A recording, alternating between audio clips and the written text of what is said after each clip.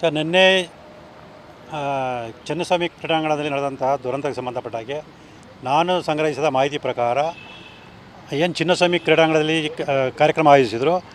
ಆ ಕಾರ್ಯಕ್ರಮದ ಜೊತೆಗೆ ದಿಢೀರ್ ಅಂತೇಳಿ ವಿಧಾನಸೌಧದ ಮುಂದೆ ಸನ್ಮಾನ ಕಾರ್ಯಕ್ರಮ ಇಟ್ಕೊಂಡಿದ್ರಂದರೆ ಈ ದುರಂತಕ್ಕೆ ಕಾರಣ ಅಂತೇಳಿ ತಿಳಿದು ಬಂದಿರೋದ್ರಿಂದ ಮತ್ತು ಅದಕ್ಕೆ ಪೂರಕ ಸಾಕಷ್ಟು ಸಾಕ್ಷ್ಯಗಳು ದೊರೆತಿದ್ದರಿಂದ ಮುಖ್ಯಮಂತ್ರಿ ಸಿದ್ದರಾಮಯ್ಯ ಮತ್ತು ಉಪಮುಖ್ಯಮಂತ್ರಿ ಡಿ ಕೆ ಶಿವಕುಮಾರ್ ಹಾಗೂ ಕರ್ನಾಟಕ ರಾಜ್ಯ ಕ್ರಿಕೆಟ್ ಮಂಡಳಿ ಪದಾಧಿಕಾರಿಗಳ ವಿರುದ್ಧ ನಾನು ಕಬ್ಬನ್ ಪಾರ್ಕ್ ಪೊಲೀಸ್ ನಿರೀಕ್ಷಕರಿಗೆ ದೂರನ್ನು ಕೊಟ್ಟು ಪ್ರಕರಣ ದಾಖಲು ಮಾಡೋದಕ್ಕೆ ಒಂದು ಮನವಿ ಮಾಡ್ಕೊಂಡಿದ್ದೀನಿ.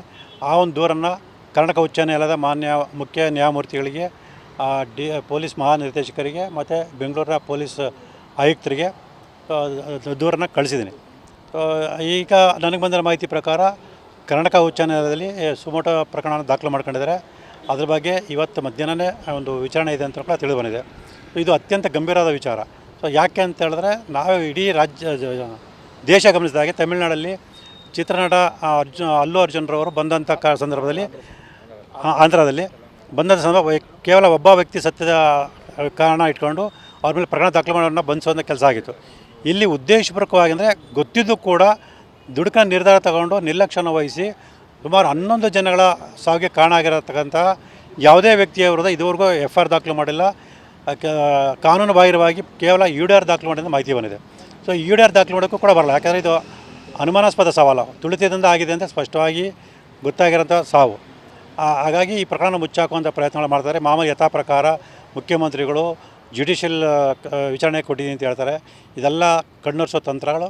ಇದಕ್ಕೆ ಅವಕಾಶ ಕೊಡದೆ ಕಾನೂನು ಪ್ರಕಾರ ಹೋರಾಟ ಮಾಡಿ ಈ 11 ಜನರ ಸಾವಿಗೆ ಕಾರಣ ಆಗಿರ್ತಕ್ಕಂಥ ನಿಜವಾದ ತಪ್ಪಿತದ ಕಾನೂನು ಪ್ರಕಾರ ಹೋರಾಟನ ನಾನು ಮಾಡುವಂಥ ನಿರ್ಧಾರ ಮಾಡಿದ್ದೀನಿ.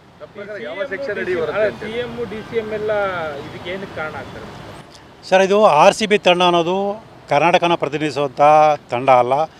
ಮದ್ಯದ ವ್ಯಾಪಾರಿಗಳು ಖರೀದಿ ಮಾಡಿದಂಥ ಆಟಗಾರರು ಇರ್ತಕ್ಕಂಥ ಒಂದು ಖಾಸಗಿ ತಂಡ. ಈ ತಂಡ ಒಂದು ಪಂದ್ಯದ ಗೆದ್ದಿದೆ ಅಂದ ತಕ್ಷಣ ಇಡೀ ಕರ್ನಾಟಕದಲ್ಲಿ ಏನೋ ಒಂದು ವಿಜಯ ಸಾಧಿಸಿದೆ ಅನ್ನೋ ರೀತಿಯಲ್ಲಿ ಸರ್ಕಾರ ನಡ್ಕೊಂಡು ಸ್ಪಷ್ಟ ಕಂಡು ಬರ್ತದೆ.